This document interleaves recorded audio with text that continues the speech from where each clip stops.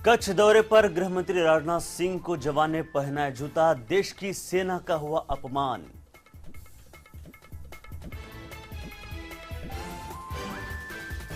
मोदी पर फिदायीन हमले की योजना, एनआईए ने पटना गांधी मैदान में हुए धमाकों की चार्जशीट में किया अहम खुलासा।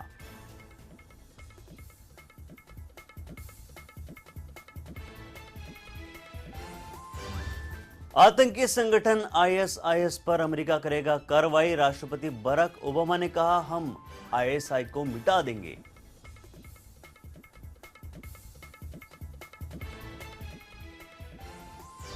और सोहराबुद्दीन शेख फर्जी मुठभेड़ केस के मुख्य आरोपी डीजी बंजारा को मिली राहत, बॉम्बे हाई कोर्ट ने 2 लाख के मुचलके पर दी जमानत।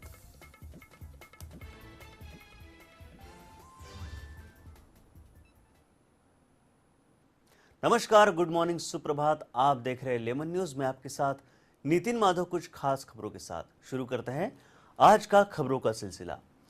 जमीन के जन्नत कहे जाने वाले जम्मू कश्मीर में आई बाढ़ से जान और माल का भारी नुकसान हुआ है। सेना और प्रशासन बाढ़ में फंसे लोगों को अब भी बाहर निकालने की कोशिश में लगे। पेश है इस पर हमारी खास रिपोर्ट।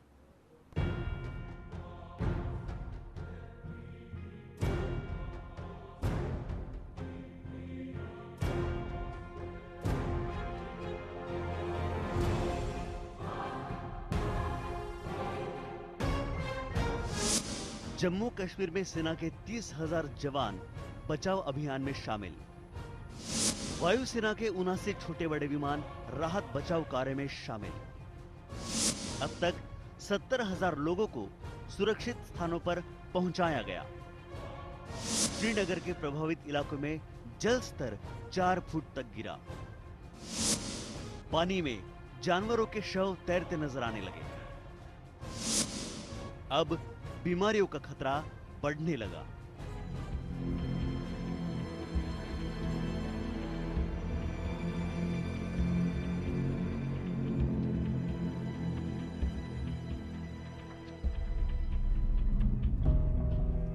पिछले 60 सालों में पहली बार आई भीषण बाढ़ से जूझ रहे जम्मू कश्मीर में अब हफ्ते भर बाद जल स्तर कम होने लगा है। जम्मू कश्मीर प्रशासन लोगों को बचाने की पूरी कोशिश में लगा हुआ है, मगर बाढ़ से तबाही का मंजर अब भयानक होता जा रहा है। सेना के 30,000 जवान व्यापक बचाव अभियान में शामिल है, जिससे अब तक 70,000 लोगों को सुरक्षित स्थानों पर पहुंचाया गया। बावजूद अभी भी 4 लाख के करीब लोग बाढ़ में फंसे हुए हैं। श्रीनगर के प्रभावित इलाकों में जल स्तर 3 से 4 फुट तक गिर गया, जिससे अब शवों के मिलने का सिलसिला शुरू हो गया है। मगर जल स्तर कम होने के साथ ही बीमारियों का खतरा अब बढ़ने लगा है। पानी में जानवरों के शव भी तैरते नजर आ रहे हैं।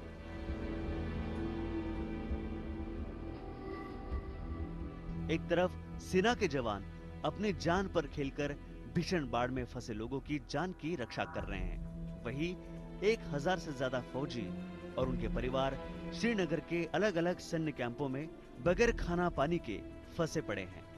यहाँ बिजली और संचार सुविधाएं पूरी तरह से ठप है। किसी से भी संपर्क नहीं हो पा रहा है। मध्य और दक्षिण कश्मीर में सेना के करीब 20 बड़े और छोटे कैंप हैं, जो पानी में अब डूब चुके हैं। बचाव अभियान में तेजी लाते हुए सेना ने 8वें दिन भी जवानों और विमानों की संख्या बढ़ा दी है। इस समय वायुसेना के 79 छोटे बड़े विमान राहत और बचाव कार्य में जुटे हैं। प्रभावित लोगों को ठहराने के लिए सेना ने 18 अलग अलग कैंप स्थापित किए हैं। सेना दिन रात लगातार अभियान चलाकर बाढ़ग्रस्त इलाकों में फंसे लोगों की जान बचाने की पूरी तरह से कोशिश कर रही है, लेकिन हर बार की तरह इस बार भी बाढ़ प्रभावित क्षेत्रों में बीमारी और महामारी का खतरा मंडरा रहा है। Bureau report, lemon news, Mumbai.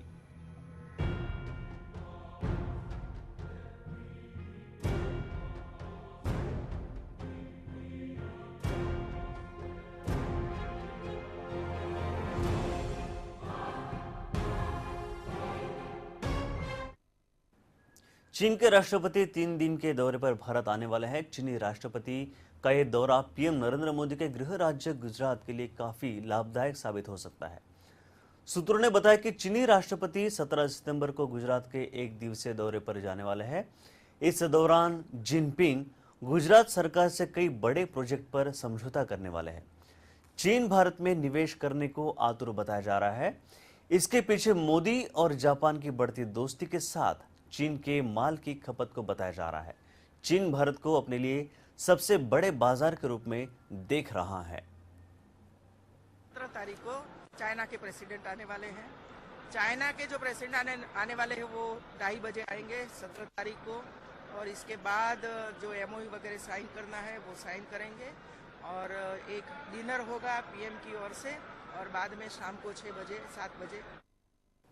Nashik में भारी बारिश के कारण रामघाट पानी में डूब गया। नासिक जिले में लगातार हो रही बारिश के कारण नासिक से बह रही गोदावरी नदी में पानी का स्तर काफी बढ़ गया है।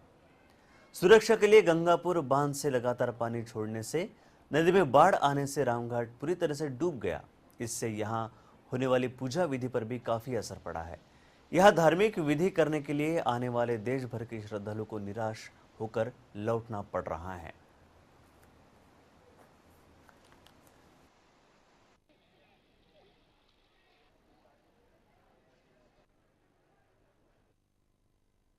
एक समय था जब किसी परिवार के सदस्य या परिजन खो जाते थे तो उन्हें ढूंढना काफी मुश्किल हो जाता था।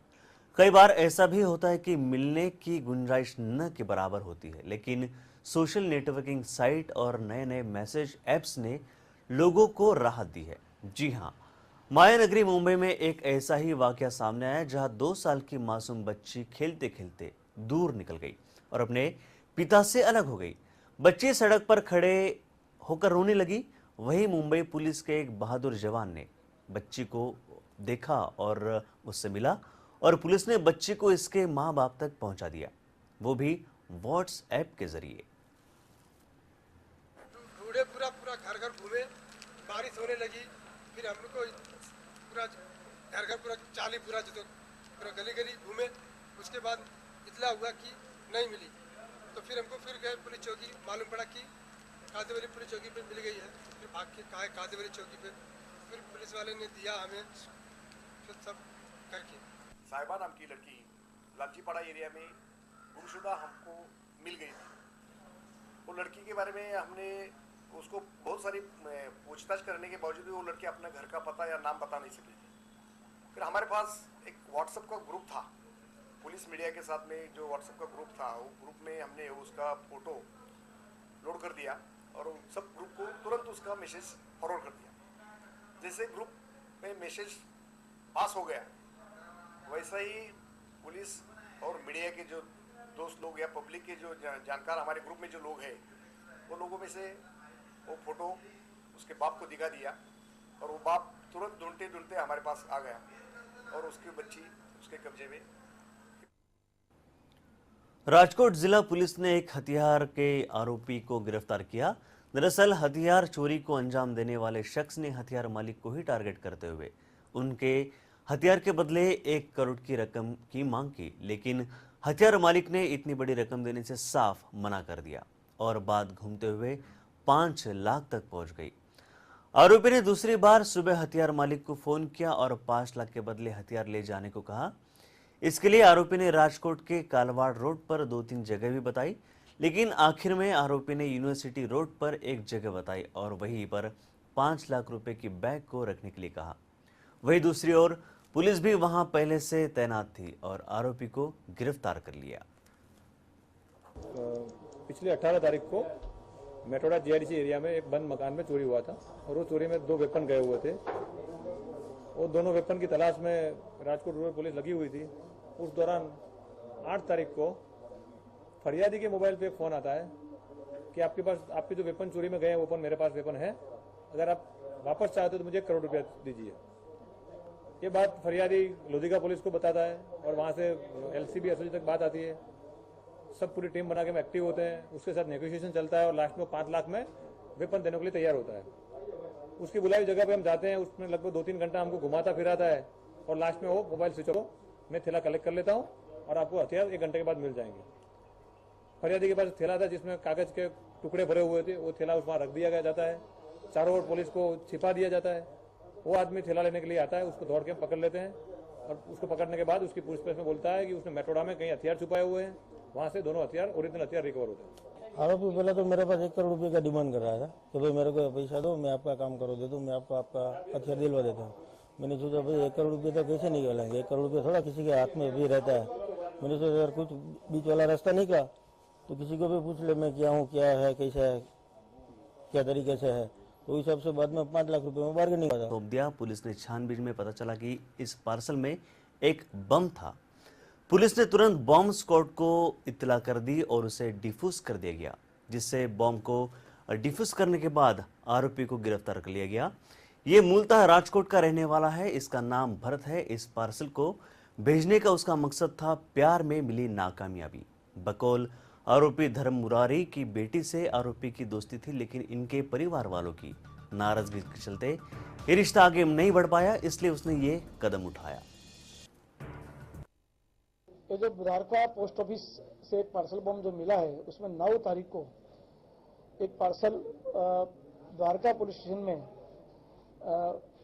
परत आया है।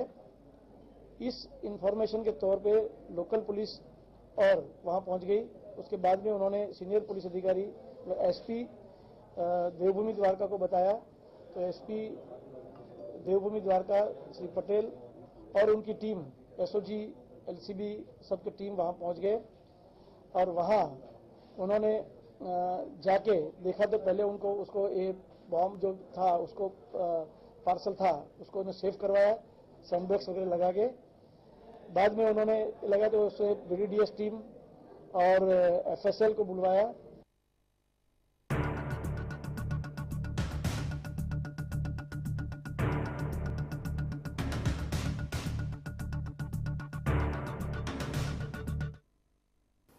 विपक्ष के द्वारा कई दिनों से राजकोट में सीसीटीवी लगाने की मांग की जा रही है। बढ़ते अपराधों के चलते पुलिस कमिश्नर ने भी कुछ ऐसे ही फरमान जारी किए, जिसके लिए महानगर पालिका ने प्रयास तेज भी कर दिए, लेकिन विपक्ष ने सीसीटीवी कॉन्ट्रैक्ट में धांधली का आरोप लगाया है। तो वही मनपा स्टैंडिंग कमेटी के चेयरमैन नितिन भारद्वाज ने सभी आरोपों को बेबुनियाद बताया है।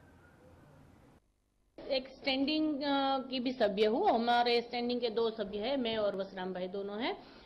जब ये सीसीटीवी कैमरे के जो थोड़े लगाने जो पूरे शहर में कुछ जगह जो लगाने के, इसके पहले भी एक टेंडर आ गया था, उस एक दरखास्त आई थी वो तो पास हो गई थी, लेकिन दूसरी जो दरखास्त आई वो एनवीआर जो सीसीटीवी कैमरा का पार्ट है उसके लिए आई थी। तब हमने अंदर डिटेल जानी कि ये क्या है, तो अंदर हमें थोड़ी गड़बड़ लगी, क्योंकि जो एनवीआर का जो प्राइस है वो मार्केट प्राइस में और ये जो हमें जो दिया था दरखास्त उसमें बहुत ज्यादा थी। पूरे कुछ जानने बिना सिर्फ अपने विपक्ष से साबित करने के लिए पूरा ये मामला उठाया। पूरा टेंडरिंग करके आइडेंटिफाई करके म्युनिसिपल कमिश्नर हमको दरखास्त भेजता है और हम मानते हैं कि राजकोट की प्रजा का एक भी पैसा गलत जगह भी नहीं जाना चाहिए और उसका नुकसान हो ऐसा भी नहीं होना चाहिए। तो ये जो टेंडरिंग होके आया है हमारे पास दरखास्त, उसका हम पुनः फिर आइडेंटिफाई भी करेंगे। मशीन भी लगाई गई थी। इस किचन की शुरुआत तो बड़े जोर शोर से हुई, लेकिन अब हालात ये है कि मशीन काफी दिनों से बंद पड़ी हुई है। इस मशीन की खूबी यह है कि इससे एक साथ कई सारी चपातियां बनाई जा सकती हैं।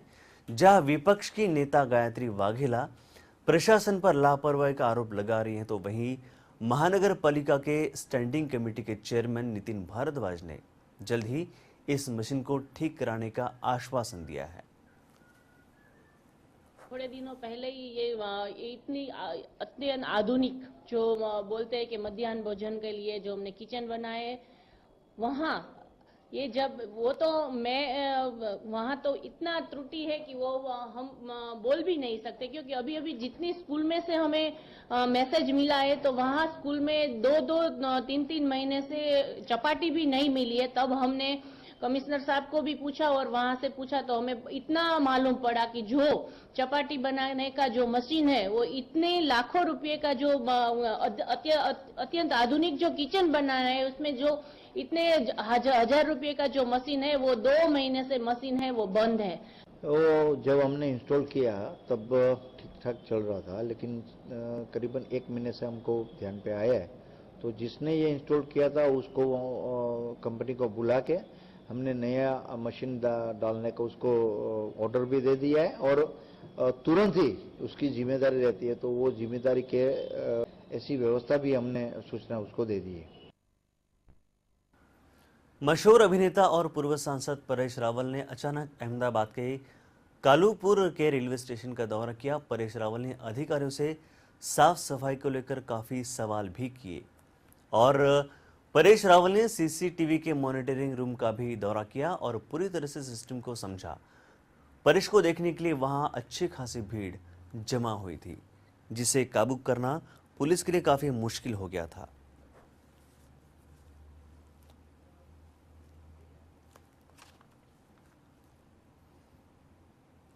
बॉलीवुड में बायोपिक्स का दौर सा चल रहा है। कभी खिलाड़ियों तो कभी आजादी के महानायकों के जीवन पर आधारित फिल्में बनाई जाती है। अब बॉलीवुड स्टार सोनम कपूर भी एक रियल लाइफ कैरेक्टर निभाने जा रही है। आइए देखते हैं क्या है वो रियल लाइफ कैरेक्टर और वो प्रोजेक्ट।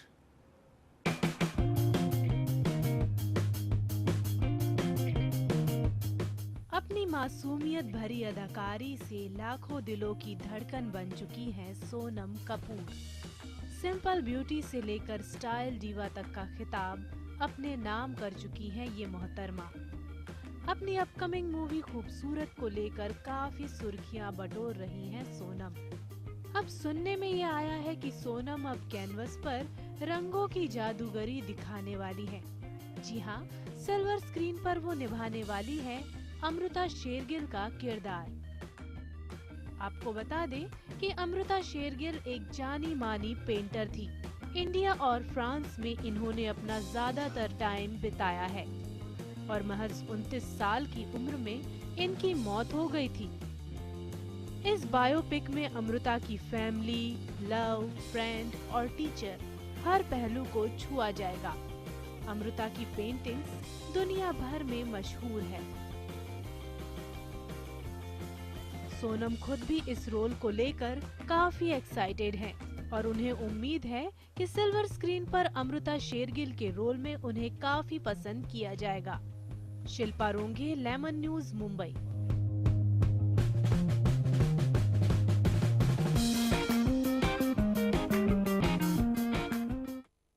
अपने 2 दिवसीय गुजरात दौरे के दूसरे दिन होम मिनिस्टर राजनाथ सिंह पोरबंदर पहुंचे। वहां उन्होंने समुद्र तट पर होने वाली व्यवस्थाओं का जायजा लिया।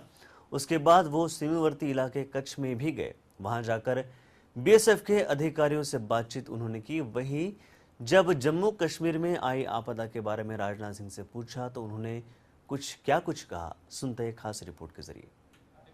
कश्मीर के इतिहास में विगत 60 वर्षों में ऐसी प्राकृतिक आपदा कभी नहीं आई थी जैसी आई है, लेकिन कश्मीर के साथ इस समय सारा देश पूरी मजबूती के साथ खड़ा है। आप सबको जानकारी होगी कि बाढ़ की सूचना प्राप्त होने के साथ ही सबसे पहले मैंने जम्मू कश्मीर का दौरा किया था। वहाँ के मुख्यमंत्री जी भी हमारे साथ थे, स्थिति का जायजा लिया था और उसके बाद प्रधानमंत्री जी को जब मैंने अवगत कराया तो उन्होंने तुरंत कहा कि मैं भी उस क्षेत्र में जाऊंगा और हमारे प्रधानमंत्री जी भी जम्मू कश्मीर पहुंचे, लोगों की बातें सुनी और वहाँ के लिए 1000 करोड़ रुपए के अतिरिक्त पैकेज की उन्होंने घोषणा की है। वैसे हमारे गृह मंत्रालय के द्वारा बराबर सिचुएशन को रिव्यू किया जा रहा है।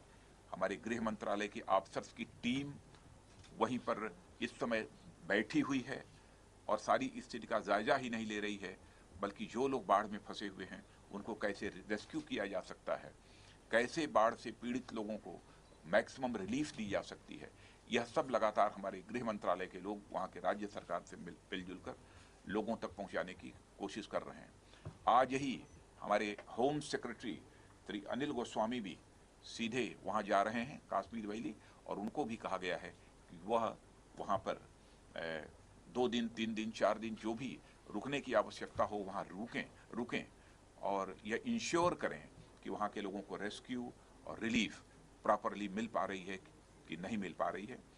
और केवल गृह मंत्रालय नहीं बल्कि हमारे प्रधानमंत्री जी भी बराबर इन सब सारी बातों को लेकर चिंतित हैं, मुझसे चर्चा करते रहते हैं।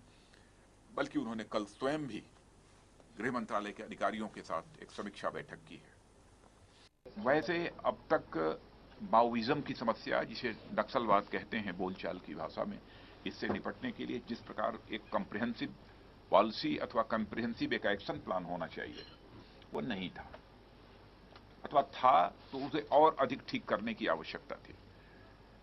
तो हम लोगों ने एक दिन बैठकर सारे अधिकारियों के साथ लंबी ब्रेनस्टॉर्मिंग की है और उसके बाद इस कम्प्रिहेंसिव पॉलिसी और एक कम्प्रिहेंसिव एक्शन प्लान तैयार करने के लिए एक समय सीमा हमने निर्धारित की है और वो हमारी पॉलिसी और एक्शन प्लान पूरी तरह से तैयार हो गया है और संभवतः फ्राइडे को, कल ही दोपहर के बाद उन सारे अफसर्स के साथ हम बैठने वाले हैं जिन्होंने इस पॉलिसी और प्लान को तैयार किया है। भी बहुत ही सेंसिटिव क्षेत्र है, यहाँ हमारे जवानों के समक्ष क्या कठिनाइयां हैं अथवा बॉर्डर मैनेजमेंट की दृष्टि से क्या कमियां हैं, इन सब सारी चीज़ों की समीक्षा करने के लिए आया था।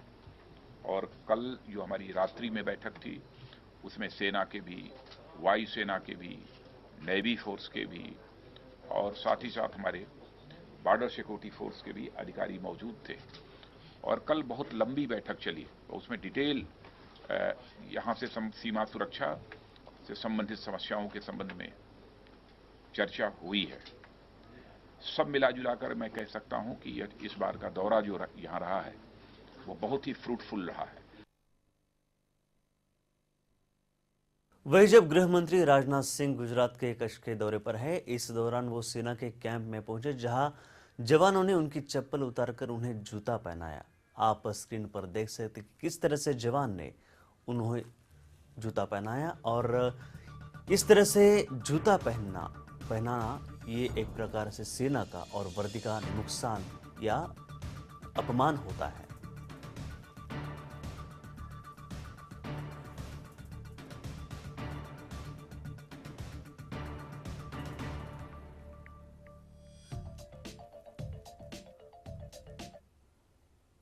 गुजरात के पूर्व IAPS अधिकारी DG वंजारा को राहत देते हुए बॉम्बे हाईकोर्ट ने 2 लाख की निजी मुचलके पर वंजारा को जमानत दे दी है। आपको बता दें कि DG वंजारा तुलसीराम प्रजापति और सोहराबुद्दीन शेख फर्जी मुठभेड़ केस के मुख्य आरोपी है। 2005 में क्राइम ब्रांच ने गैंगस्टर सोहराबुद्दीन शेख और उनकी पत्नी कौसर को फर्जी मुठभेड़ में मारा था। वहीं इस मुठभेड़ में IPS अधिकारी DG वंजारा के साथ राजकुमार पंडियन और निदेश MN भी आरोपी थे।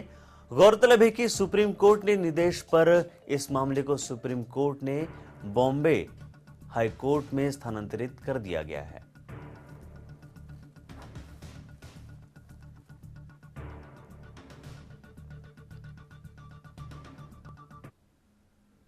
कांग्रेस पार्टी मोदी सरकार से निपटने के लिए एक बार फिर से गांधी और नेहरू के नाम का सहारा लेने की तैयारी में है। पार्टी ने राहुल गांधी की लगातार नाकामयाबी से बचने के लिए भविष्य की रणनीति बना ली है।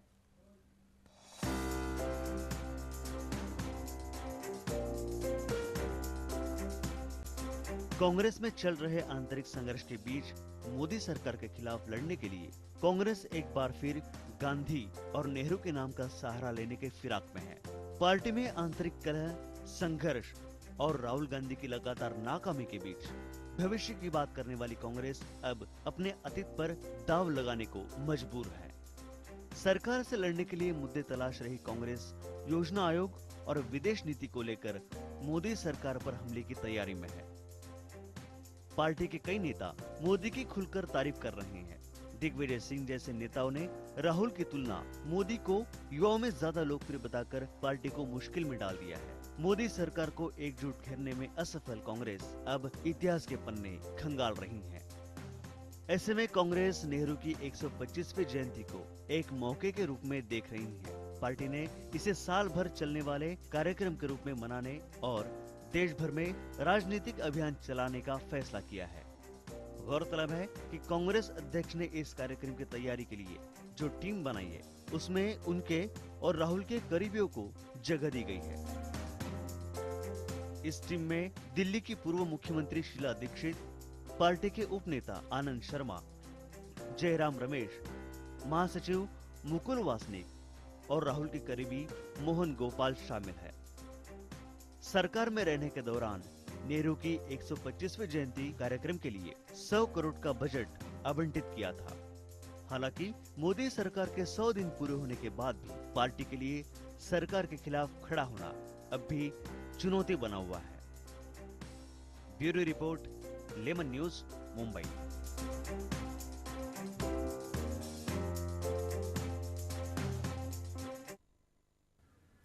फिलहाल इस बुलेटिन में बस इतना ही। दीजिए बुलेटिन को इजाजत। नमस्कार।